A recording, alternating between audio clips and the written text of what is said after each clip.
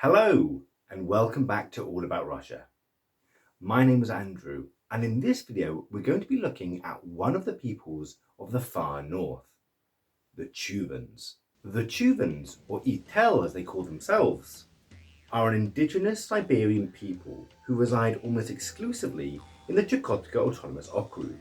As of the last census, there are only 900 of them left in the Russian Federation. Their exonym, Chuvan, comes from the Yukagir language, which was originally their mother tongue, and means something along the lines of coastal people. They are themselves arguably a sub-ethos group of the Yukagir, but I have actually classed them as their own ethnic group in this video for reasons I will go on to later.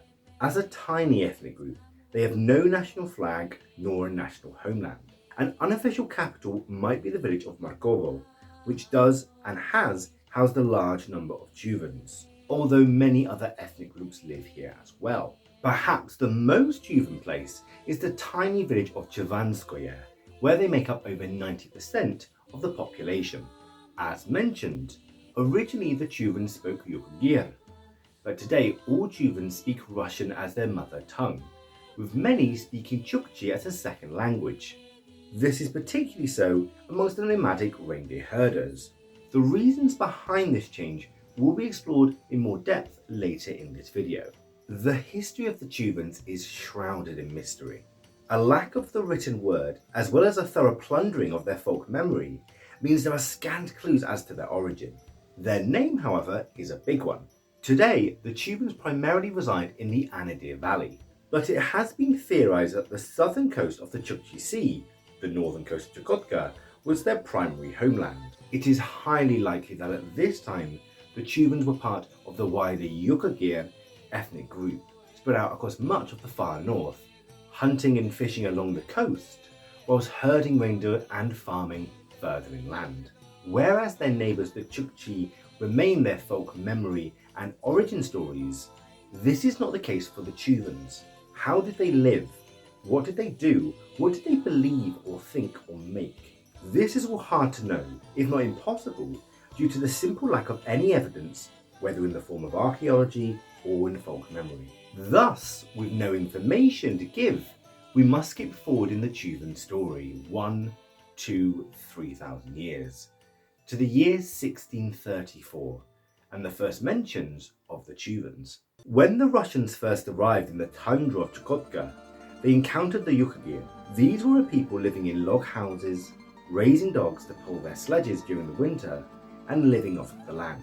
They were spread over a wide area, each tribe led by their own patriarch, and completely unknown to the world of the Rus. Interestingly, the Russians note that the Yukagir at this time did not see themselves as one people, but rather each tribe saw itself as a different group, despite sharing the same language and culture. Based around Cape Shalagsky, the Cossacks who arrived here were quick to impose Yasak on the Anadyr Yukagir, as they called them.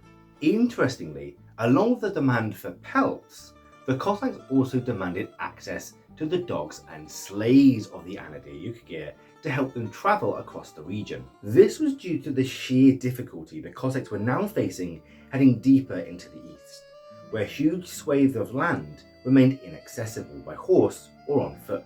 The first meetings with the Russians were rough. Hostages, women and sledges were seized from the Yukagir and used to reach the people further south. Due to the remoteness of the Anadyr Yukagir, the pressures of the Russians were less severe, and they left their cousins to the west to bear the brunt of Russian encroachment. The Chuvans, or Anadyr Yukagir as they were called at this point, actually had a much scarier enemy to contend with, one that came from the east. The Chukchi had reigned in the Chukotkan Peninsula since time immemorial, and unlike the Yukagir, were extremely aggressive in their encounters. This was in part due to the Chukchi raiding lifestyle, born of the severe conditions of the far north. Whilst the Chukchi had attacked the Chuvans in the past, notably raiding the villages for food, slaves, and even grazing land for their own reindeers, this escalated in the year 1700.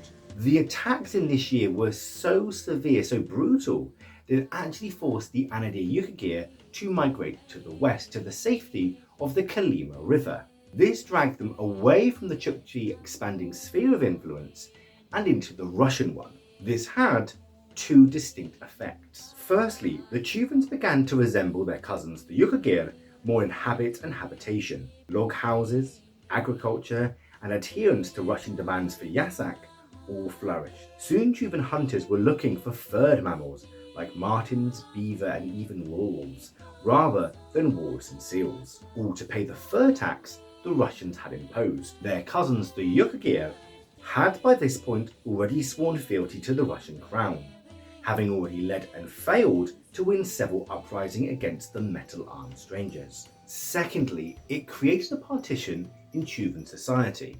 No longer were they near the coast. Many Chuvans had settled, whilst those that insisted on staying with their herds fell under Chukchi dominance. It is at this point we start to see the first Chuvans adopting Chukchi as their language. As we mentioned in our video on the Chukchi, which you can watch over here, the Russians assumed overlordship of the Yukagir by 1700. This came with lots of benefits for the Russians, such as regular tribute, food, women, and even manpower for the diminutive Russian forces of the east.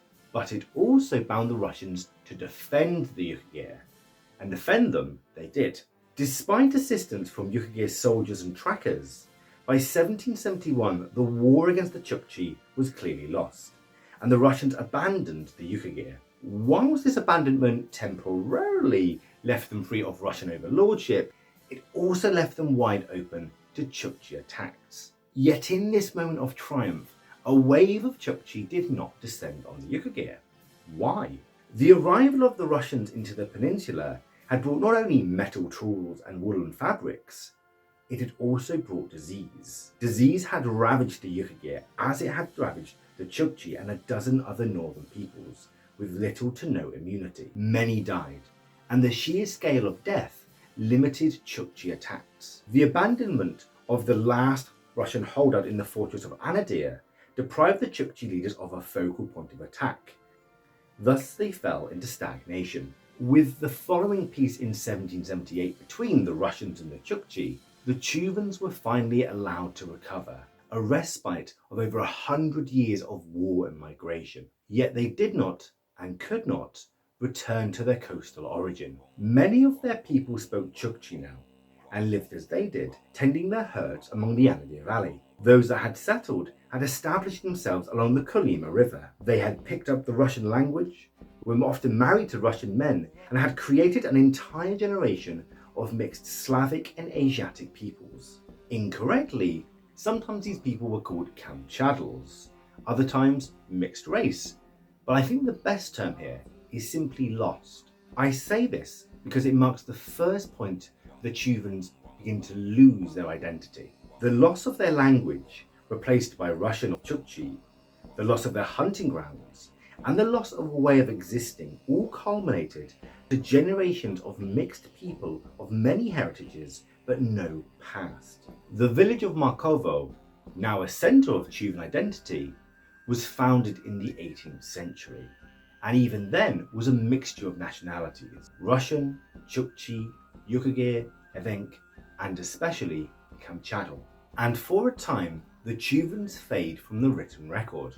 At the turn of the century, there is no mention of them. Isolated, war, revolution, and war again all passed them by. Curiously though, they hadn't actually gone anywhere, and their name re-emerges in the 1920s, but with a slight change. Rather than being for a specific ethnic group, Chuvan now meant a specific term. It now only referred to those people who spoke Chukchi, dressed like the Chukchi, and travelled with their nomadic reindeer herd in the Anadyr Valley, but were not Chukchi.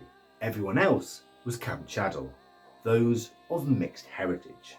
The Soviet oppression was less keenly enforced in the far north, mainly for lack of ability. Yet for a people already divided amongst conquerors, their nominal bans on shamanism and anti-Bolshevik activities led to what little remained being lost amongst the larger peoples of the region. One aspect of Chuvan culture that did not die out, however, was that of dog breeding. Dogs have been an integral part of Chuvan life since its earliest days, for travel, for protection, and in lean months even for food. All throughout the Soviet period, dogs remained a fundamental aspect of travel across the region, right up to the 1980s. 1980 actually marks the closure of the last dog breeding facility in Markovo. This was due to better technology such as snowmobiles and infrastructure replacing the need to arrive on sledges everywhere. As we have seen with other nationalities, national awareness amongst Russia's many peoples has survived deportations, mass indoctrinations, and even genocide. But with the Chuvans, this awareness survived through another means. To be Chuvan does not mean to speak a specific language or live in a particular place. It is something you are born with. And since Glasnost, many Chuvans have refound their identity. In 1989, on the last Soviet census, many people were free to record their own nationality, and the Chuvans took full advantage of this, recording 1,500 living, breathing Chuvans. It is hard to overstate the importance of this moment for the Chuvans. To be able to identify themselves when they had lost their language, their lands, their culture, their history, even their folk memory of who and what they were, is simply astounding.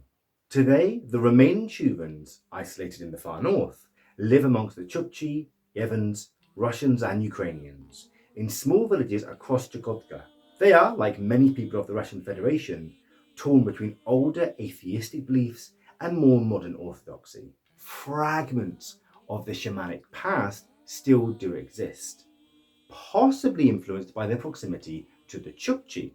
These mainly hold up in folk tales of heroes surviving in the tundra against all manner of shape-changing animals, magic, and spirits. The modern Chuvans have fully embraced the 21st century and wear modern clothing, yet much of their traditional attire has still remained due to its practicality. Much like the Chukchi, winter wear consists of important boots, torbasa, a kukulyanka, a heavy coat made of furs, both inside and outside, and in the warmer spring and summer months, kamleika, looser robes worn by both men and women. With much of their indigenous history lost, the Chuvans today observe and celebrate many Russian holidays. Notably, they do not observe the Yukagir Sakadzibe festival, now considered a foreign festival to most Chuvans, which celebrates the unity of the Yukagir tribes. Something that has not changed, however, are dietary customs. Deer meat, both salted and raw, fish, often cooked into yukola, a diced juicy portion, and fermented reindeer milk, called braga, a Russian term for moonshine, are still eaten and drunk in Chuvan households today. Historically, the Chuvans did also eat dogs, especially in lean months. However, this practice was abolished by the time of the Soviet Union and had been on its way out for some time. The Chuvans today are a dwindling population, having shrunk by nearly half in the last 40 years. Whether they will survive as a people to the end of the century is unclear. What is clear, however, is that they have done a tremendous job to survive this far. Their resilience and endurance an example to us all. My name was Andrew, and thank you for watching. Up next are the Chuvas. Paka!